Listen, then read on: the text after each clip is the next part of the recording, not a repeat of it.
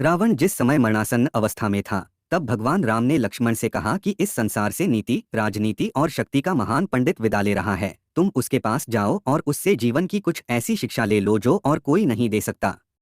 राम की बात मानकर लक्ष्मण मरणासन्न अवस्था में पड़े रावण के सिर के पास जाकर खड़े हो गए। लक्ष्मण काफी देर तक रावण के सिर के पास खड़े रहे, लेकिन रावण ने उनसे कुछ नहीं कहा।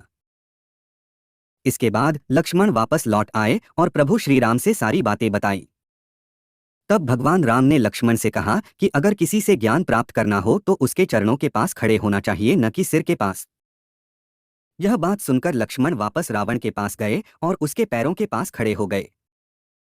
उस समय महापंडित रावण ने लक्ष्मण को 5 ऐसी बातें बताई जो जीवन में सफलता की कुंजी है। रावण का पहला उपदेश यह था कि इंसान को कभी भी अपने शत्रु को खुद से कमजोर नहीं समझना चाहिए, क्योंकि कई बार जिसे हम कमजोर समझते हैं वही हमसे ज्यादा ताकतवर साबित हो जाता है।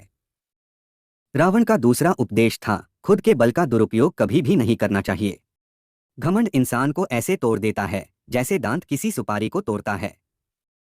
रावण का तीसरा उपदेश था, इंसान को हमेशा अपने हितैषियों की बातें माननी चाहिए, क्योंकि कोई भी हितैषी अपनों का बुरा नहीं चाहता। रावण का चौथा उपदेश था, हमें शत्रु और मित्र की हमेशा पहचान करनी चाहिए।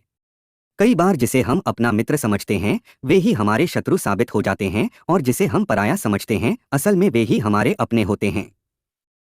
रावण का पांचवा और सबसे बेहतरीन उपदेश था, हमें कभी भी पराई स्त्री पर बुरी नजर नहीं डालनी चाहिए, क्योंकि पराई स्त्री और बुरी नजर डालने वाला इंसान नष्ट हो जाता है।